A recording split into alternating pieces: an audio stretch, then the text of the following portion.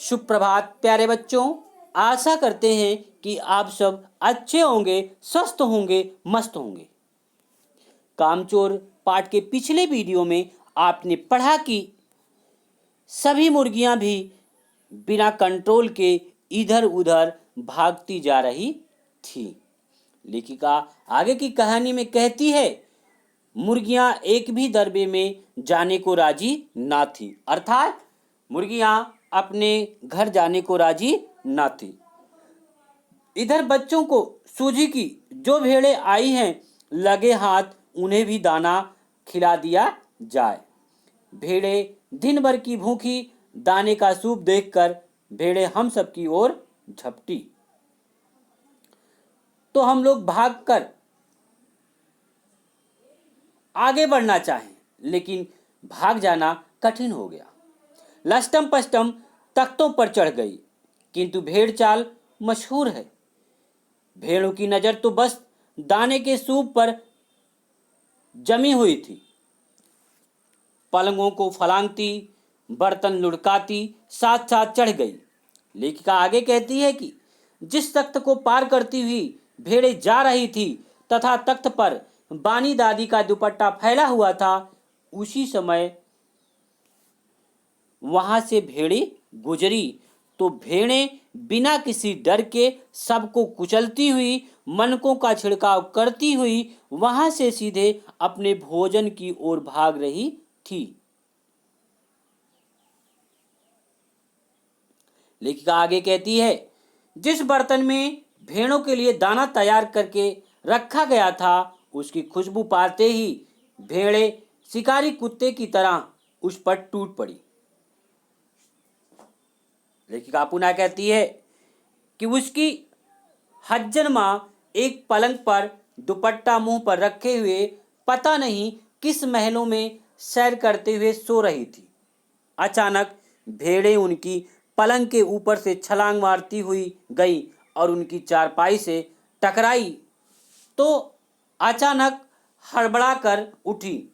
घबराहट में वह अपने दुपट्टे में ही उलझ गई और मारो मारो चीखने लगी। लेखिका आगे कहती है कि अब भेड़ों को सब्जी वाली की सब्जियां नजर आ गई।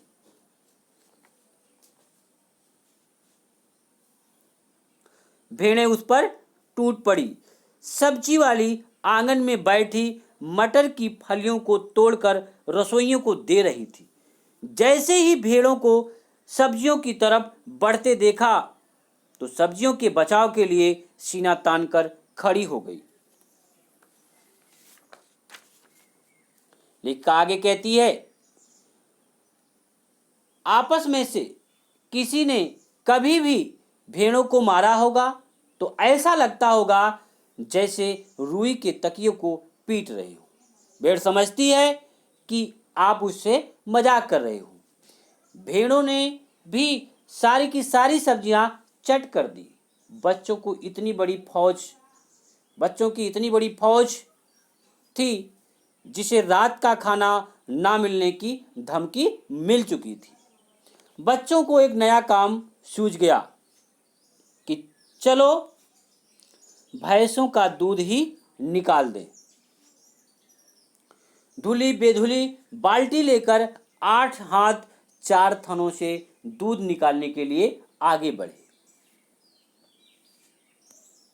भैंस भी घबरा गई और अपने चारों पैरों से एकदम से छलांग लगा दी और बाल्टी को लात मारकर खुद दूर खड़ी हो गई।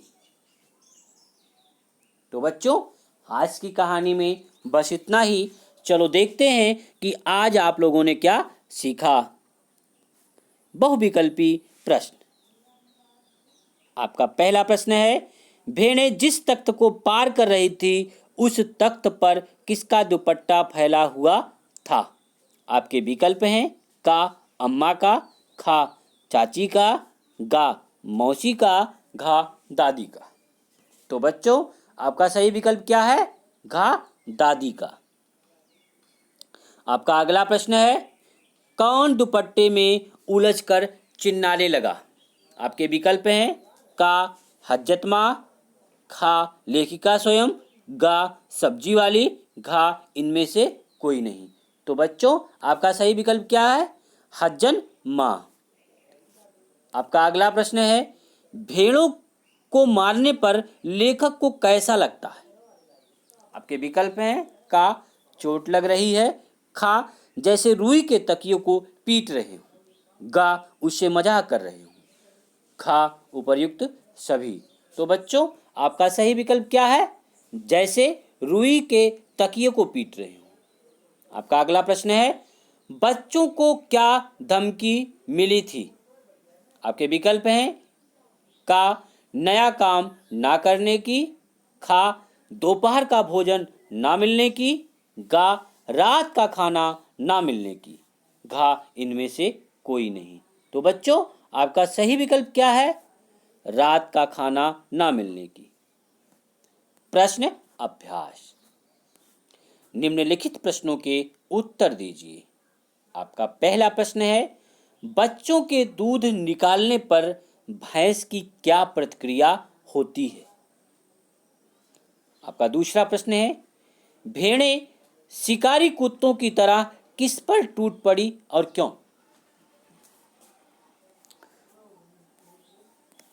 धन्यवाद बच्चों। अगले वीडियो में हम आपसे पुनः मिलते हैं।